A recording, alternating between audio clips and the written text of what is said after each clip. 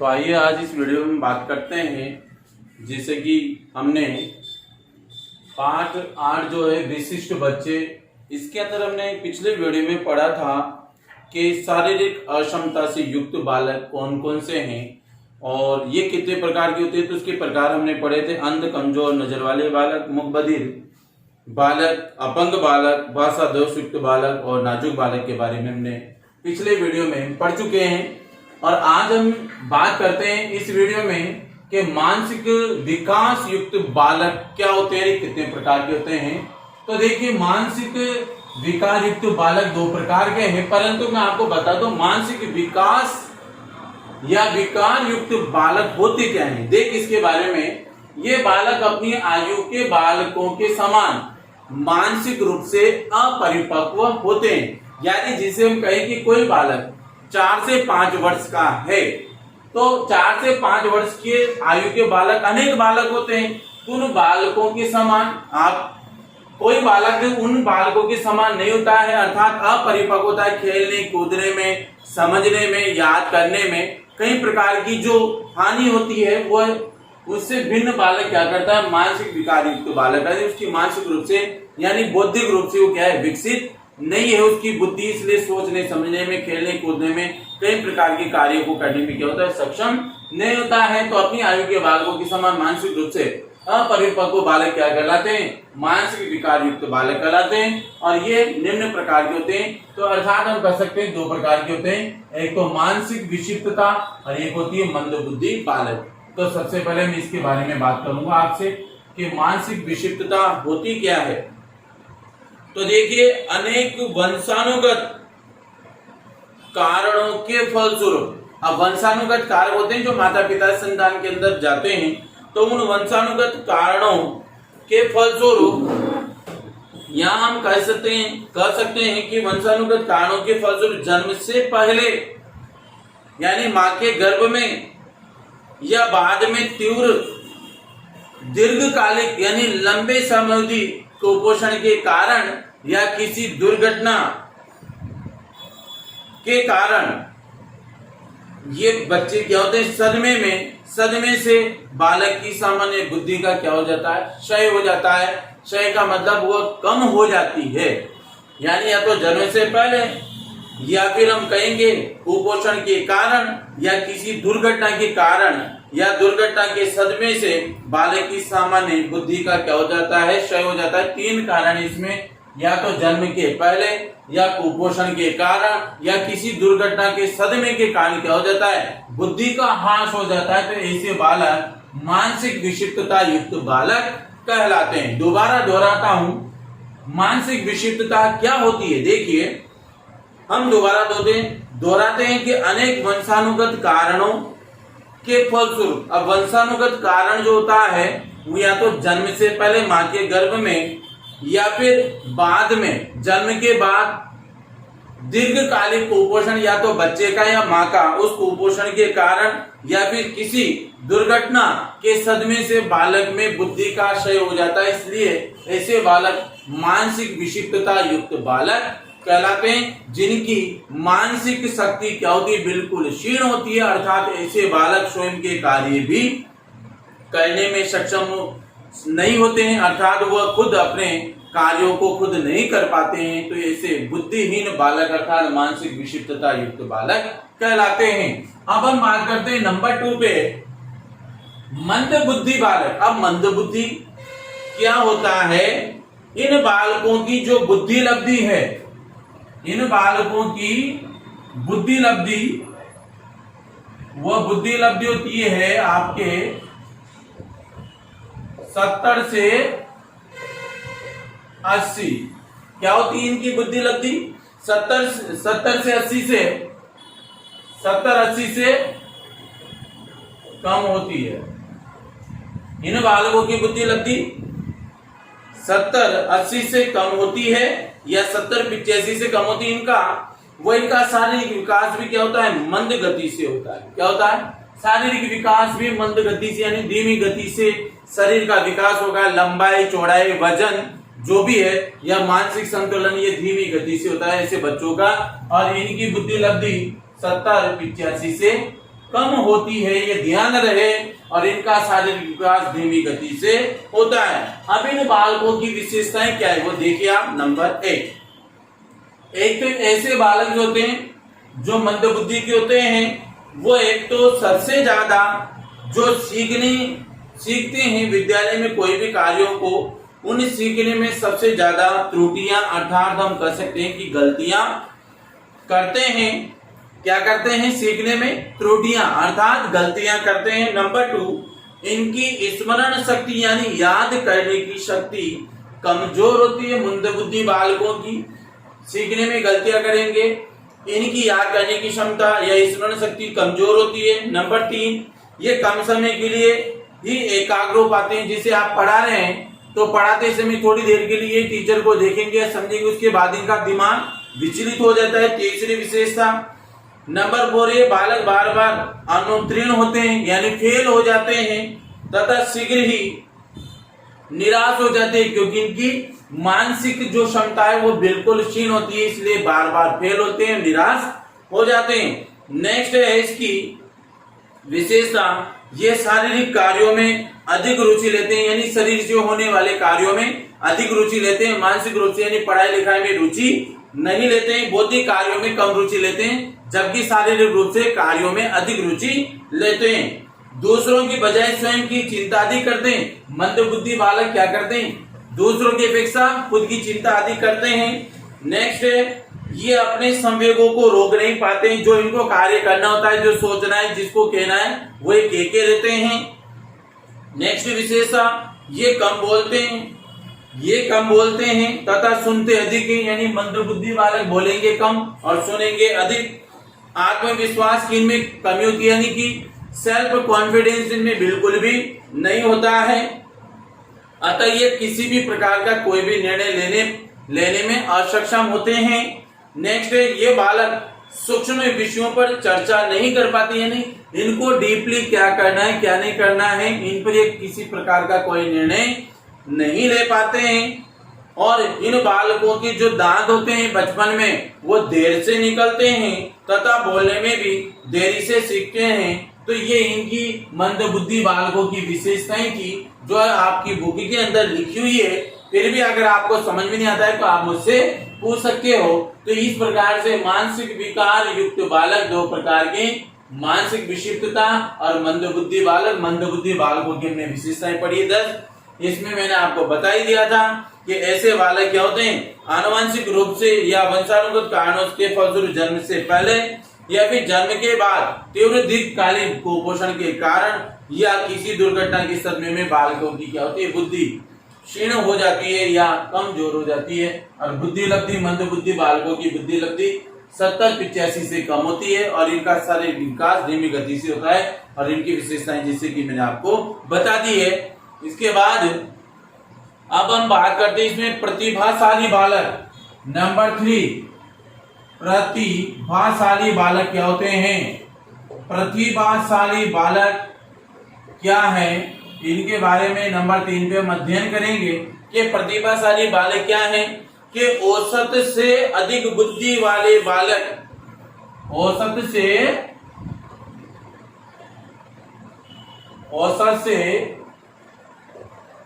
अधिक बुद्धि वाले बालक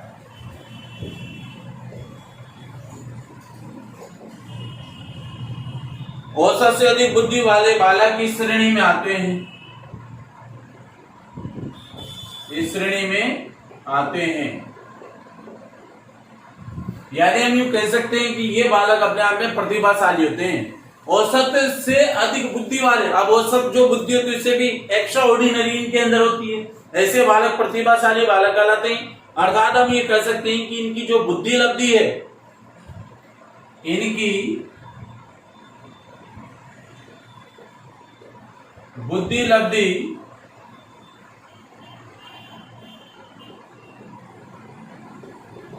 इनकी जो बुद्धि लब्धि है वो हम कहेंगे 130 140 से अधिक होती है।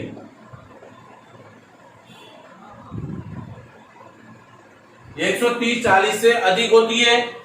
ये सामान्य बच्चों से क्या होते हैं, बिल्कुल अलग होते हैं। तो हम कह सकते हैं कि यहाँ बुद्धि लब्धि तो मंदबुद्धि बालकों की 70-85 से कम है, जबकि इनकी जो औसत आयु या औसत बुद्धि वाले बालकों, औसत से अधिक बुद्धि वाले बालकों में अधिक आते हैं, क्योंकि इनमें और एक्स्ट्रा ऑर्डिनरी होती है।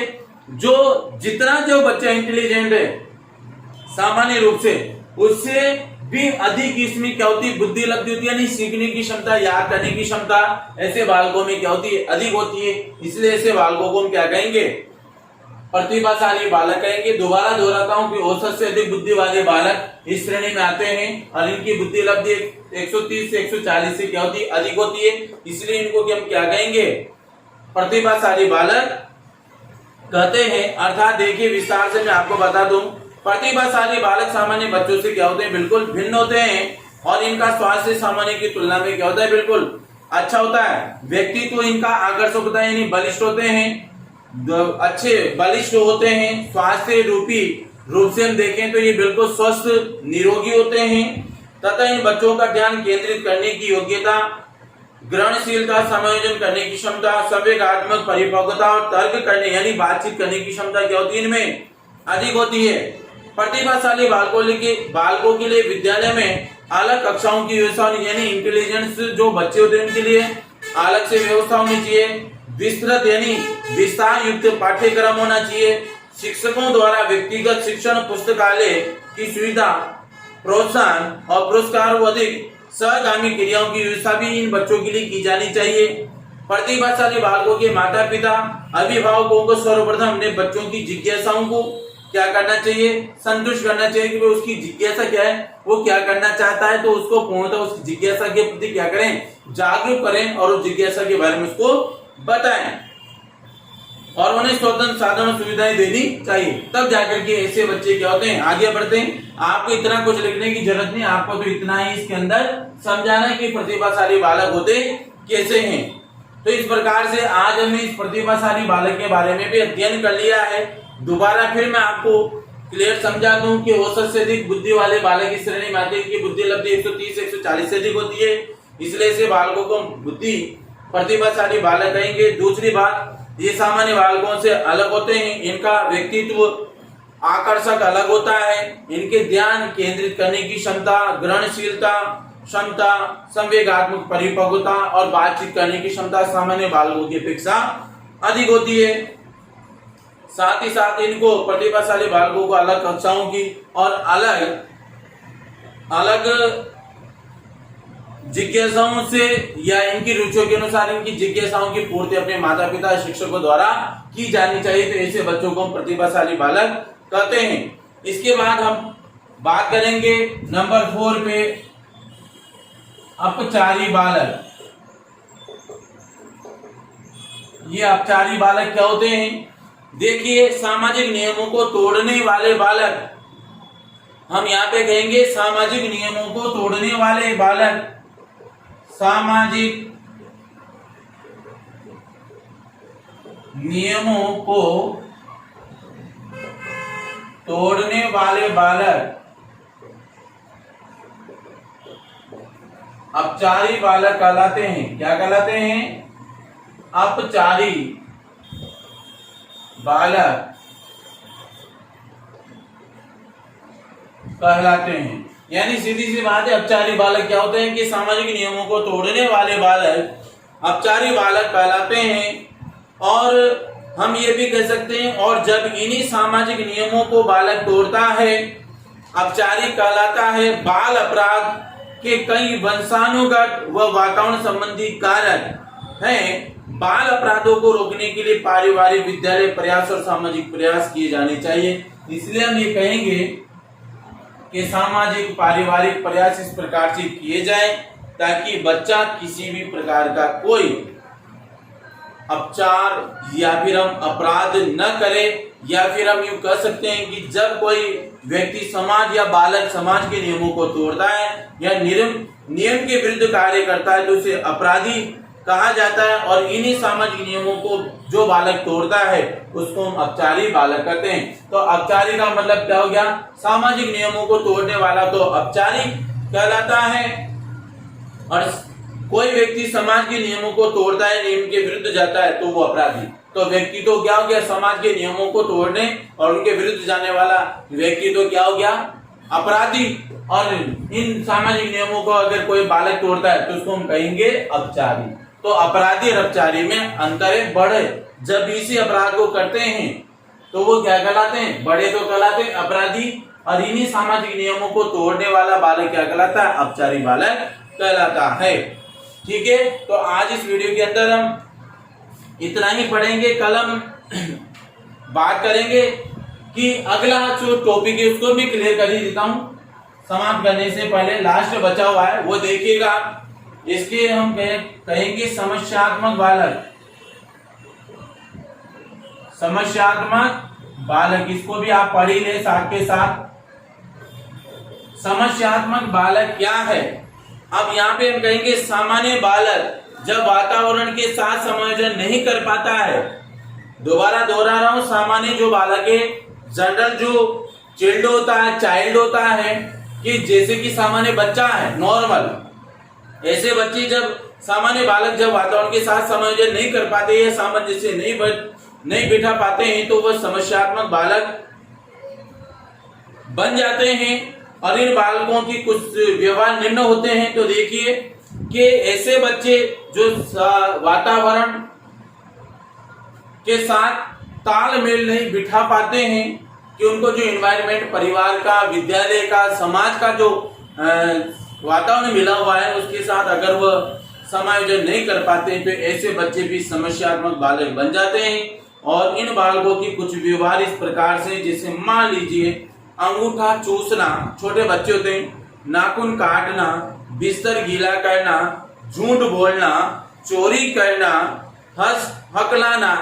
साथ ही दिवा सपने देखना, भयभीत बालक, ईर्ष्यालु बालक, क्रोधी बालक और विध्वंसकारी बालक, ये सब बालक क्या होते हैं, समस्यात्मक बालकों के अंतर्गत आते हैं। और माता पिता, शिक्षक व अन्य लोग प्रारंभ से ही बालक की समस्या का निराकरण कर और उसको उचित निर्देशन द्वारा करे तो उनका व्यवहार थोड़े समय में सामान्य हो सकता है। तो माता पिता या शिक्षक द्वारा ऐसे बच्चों में क्या करें हम, उनका समस्याओं का निराकरण और समाज, परिवार और विद्यालय के प्रति उनको क्या करना चाहिए, समायोजन करने के लिए प्रेरित करें। तो ऐसे बच्चे समस्यात्मक बालक कभी भी नहीं बन सकते।